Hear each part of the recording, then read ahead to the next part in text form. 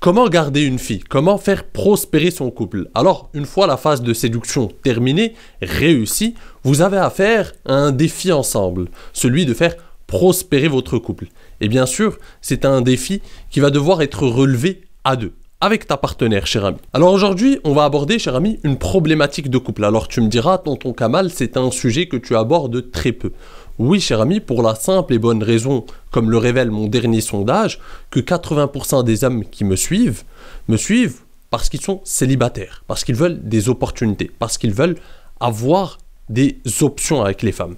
Et donc, forcément, je vais devoir plus satisfaire cette partie de mon audience que la partie minoritaire. Mais je ne vous oublie pas, cher ami, même la partie minoritaire a droit à son lot de contenu et de vidéos qui lui est destiné. Et d'ailleurs, la partie majoritaire peut regarder cette vidéo parce que ça va être très intéressant. Même si aujourd'hui tu es célibataire, je pense que cette vidéo te sera très utile, cher ami, parce que certains concepts que je vais te partager valent aussi dans ta vie de célibataire. Donc, reste jusqu'à la fin parce que tu vas apprendre des choses aujourd'hui, cher ami.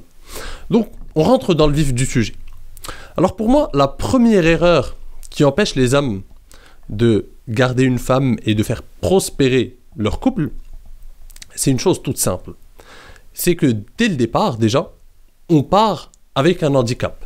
La plupart des hommes n'ont pas beaucoup d'opportunités et donc dès lors qu'une femme veuille bien leur donner un peu d'attention, daigne leur donner un minimum d'attention, ils se jettent sur elle parce qu'ils n'ont pas beaucoup de choix. Et donc, cette décision qu'ils ont prise d'être avec cette fille n'est pas la conséquence d'un choix réel, d'un choix conscient et mûrement réfléchi d'être avec cette femme. C'est un choix qui a été dicté par la peur de se retrouver seul, par le fait de manquer d'opportunités, de manquer de choix. Donc le manque de choix a façonné ce choix, cher ami. Donc la plupart des hommes vont choisir une femme par défaut, la première qui accepte finalement, la première qui veuille bien d'eux. Et c'est pour ça d'ailleurs, et je vais éclaircir un point, que je mets un point d'honneur, cher ami, à te donner des outils, des connaissances, des leçons que j'ai apprises pour pouvoir te créer des opportunités avec les femmes.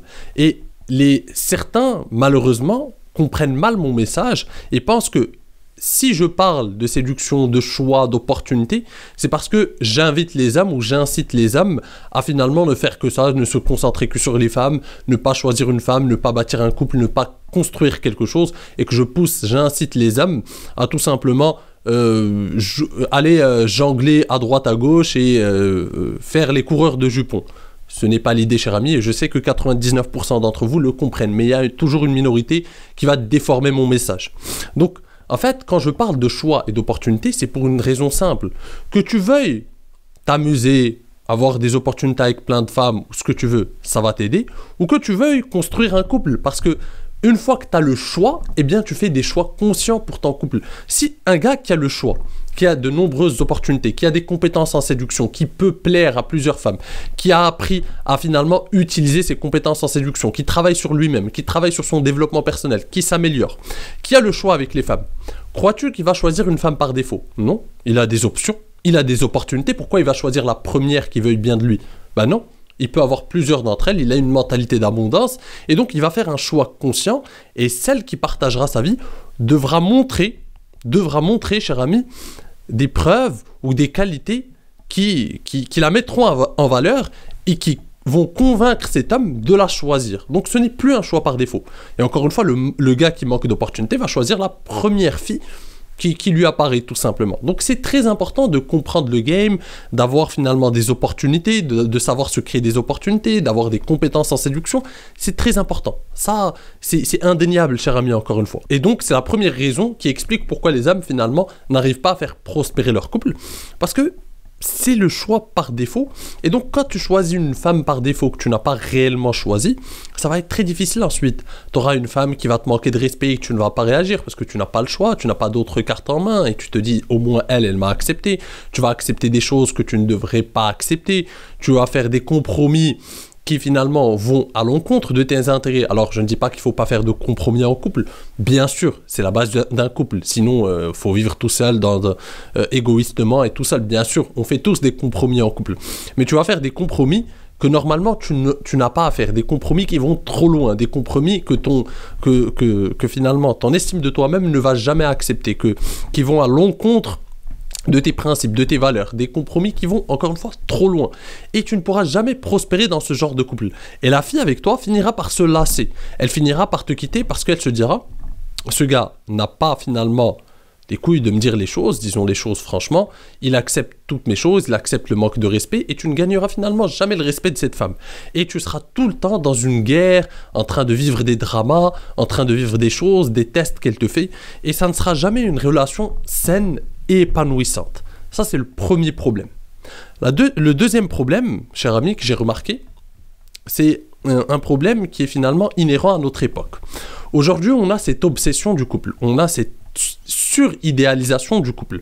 On a tendance à voir le couple comme le saint graal de la vie finalement. L'amour, le couple, c'est le but ultime de la vie. Si tu n'es pas en couple, et on le voit chez les plus jeunes, qui n'ont aucun intérêt d'ailleurs à être en couple, chez les plus jeunes, des gamins de 16-17 ans qui ne cherchent qu'une seule chose, l'amour et être en couple. Et donc on a Hollywood, le cinéma, la société a façonné cette image du couple comme le saint graal de notre société et de la réussite. Et on a donc des gens qui cherchent à tout prix à se mettre en couple. Et on a une autre chose, c'est que on n'a plus dans la recherche d'un partenaire, la recherche de critères qui vont favoriser la prospérité de ce couple, mais des critères qui sont plus relatifs à, disons-le, cette romantisation du couple, c'est des critères hollywoodiens. Par exemple, un gars aujourd'hui ne cherche pas une femme qui a les mêmes valeurs que lui, il va faire l'erreur de chercher une femme qui a les mêmes centres d'intérêt que lui. C'est finalement la fausse croyance commune qu'on a. On pense que si on a les mêmes centres d'intérêt, ça va faire prospérer le couple. Et c'est complètement faux, cher ami, parce que ce qui va faire prospérer ton couple, c'est les valeurs communes. Parce que des centres d'intérêt communs, c'est pas très important. Alors, si, c'est important parce que finalement, ça crée une certaine complicité. Bien sûr, ça crée un rapprochement entre vous. Vous avez des centres d'intérêt en commun, vous avez des activités que vous faites ensemble, vous partagez une passion. Certes, c'est bien. Mais sur le long terme, ce n'est pas ça qui va faire la différence. Parce que tes centres d'intérêt, tu peux les faire avec tes potes. Tes centres d'intérêt, tu peux les partager avec d'autres personnes que ton partenaire ou ta partenaire amoureuse. Par contre, ce qui va être important pour faire prospérer un couple, c'est des valeurs communes. C'est le fait d'avoir des idées communes concernant notre façon, par exemple, d'éduquer une famille, notre rapport à la famille, notre rapport au couple, notre rapport à la vie, nos valeurs, notre rapport à l'ambition, notre rapport au travail, toutes ces choses. Prenons un exemple. Imaginons que tu choisisses une fille qui, je sais pas, tu es un passionné de muscu, tu vas souvent à la salle, et tu te mets en couple, tu rencontres une fille dans ta salle de sport, tu te mets en couple avec elle. Avec le temps, bref, vous vivez des trucs ensemble et au final, vous vous mettez en couple. La relation commence bien, vous partagez une passion commune, vous avez des tas de sujets de conversation, finalement, vous ne vous ennuyez pas. Certes, au début, c'est parfait. Ensuite, ça fait 1 an, on va dire, 2 ans que vous êtes ensemble, même pas 1 an. Commence à finalement s'évaporer cette période du couple qu'on appelle l'idylle. Théorisé par plusieurs penseurs, d'ailleurs dans le livre de Scott Peck, Le chemin le moins fréquenté, il parle de cette période où tout va bien, on voit l'autre comme l'être aimé, on voit l'autre comme finalement notre moitié, où tout va bien, où finalement notre idéalisation de l'autre fait qu'on s'entend sur tout, il n'y a pas vraiment de problème, etc. Ensuite, une fois cette idylle passée, viennent finalement les vrais challenges d'un couple. Est-ce qu'on veut être ensemble ou pas? Parce que l'idylle, la romance comme on la connaît, elle existe pendant une période. Ensuite, c'est ta volonté d'être avec cette personne qui va faire la différence. C'est votre volonté commune de construire quelque chose ensemble.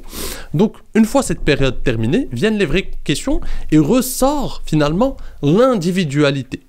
L'individualité qui était finalement dissoute dans le couple pendant cette période de romance, elle refait surface. L'un veut voir sa famille, l'autre veut faire une autre activité, l'un veut, je ne sais pas, voyager en été, partir vers cette destination, l'autre pense à quelque chose d'autre, l'un veut donner à un organisme de charité, l'autre n'est pas vraiment d'accord et pense que finalement on devrait mieux organiser notre argent, gérer notre argent pour nous-mêmes, pour nos proches, bref. Tout un tas de différences.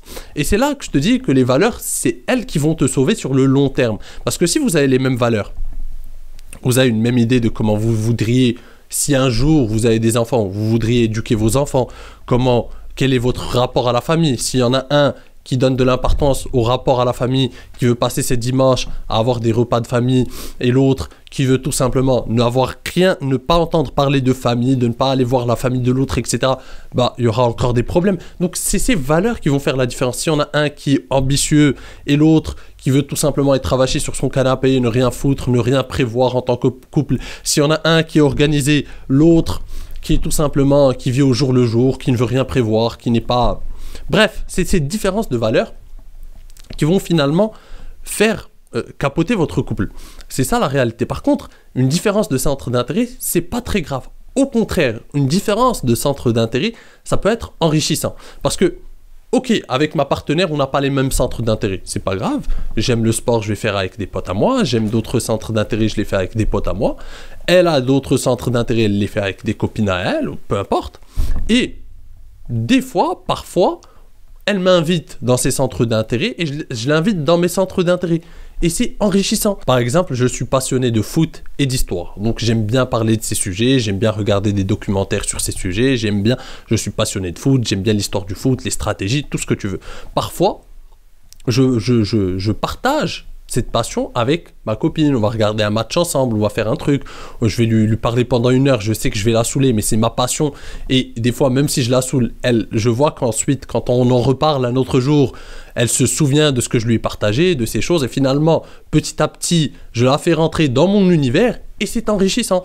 Elle aussi, elle a des centres d'intérêt que je n'ai pas, que je ne connaissais pas. Et du coup, elle me les fait découvrir. Et c'est enrichissant.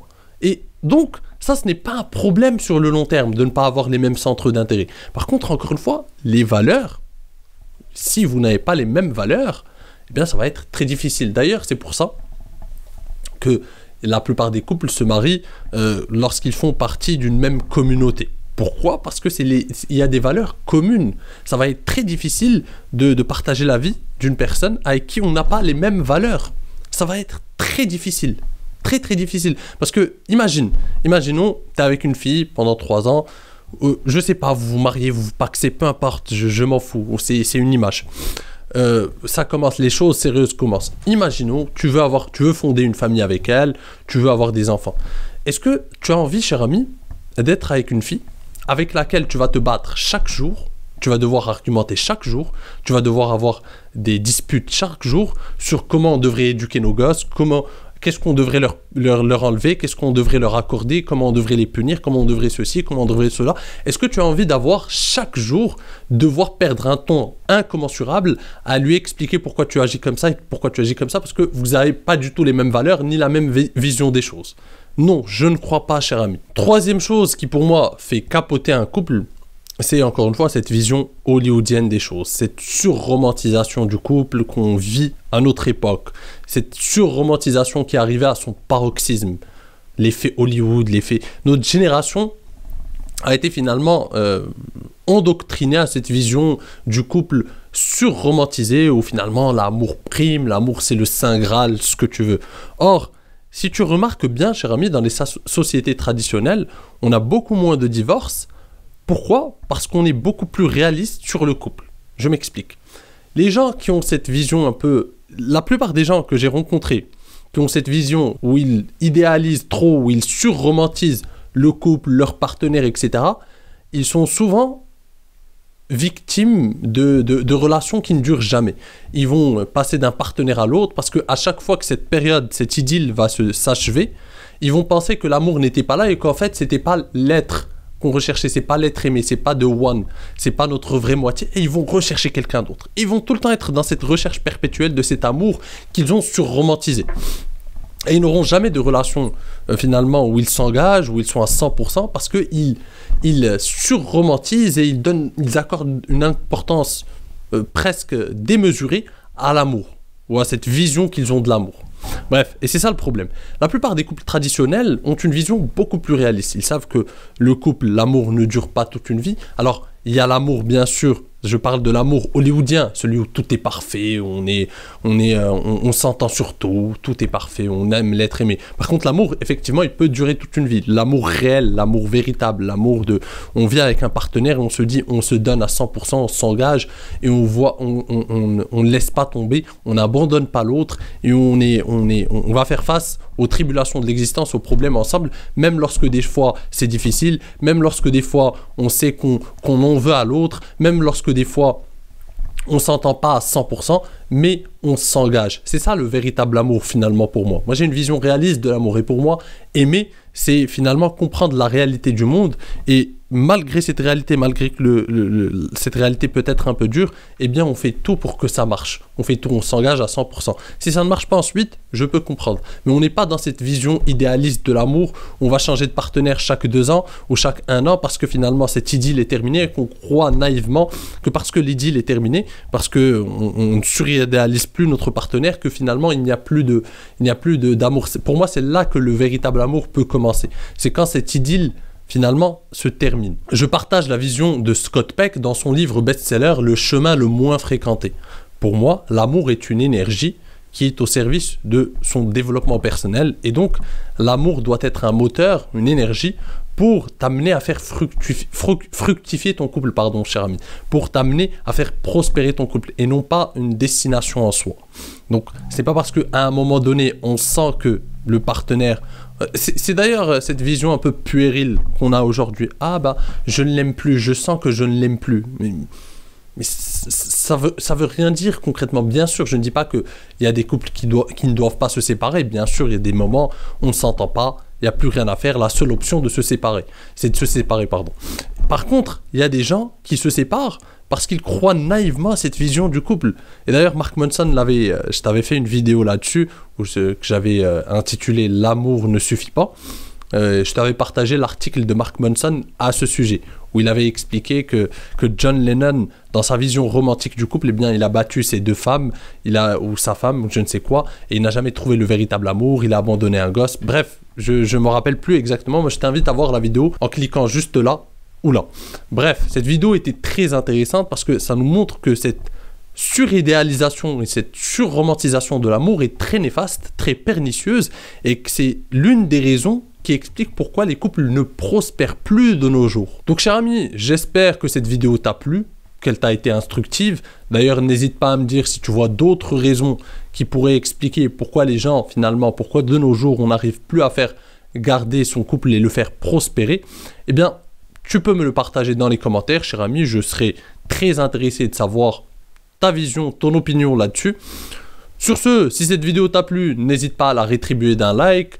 Si tu n'es pas encore abonné, qu'est-ce que tu attends, cher ami? Tu n'as qu'à t'abonner, activer la cloche pour ne pas rater les prochaines vidéos. Sur ce, je te dis à la prochaine. En attendant, prends soin de toi et surtout, reste séduisant. Ciao!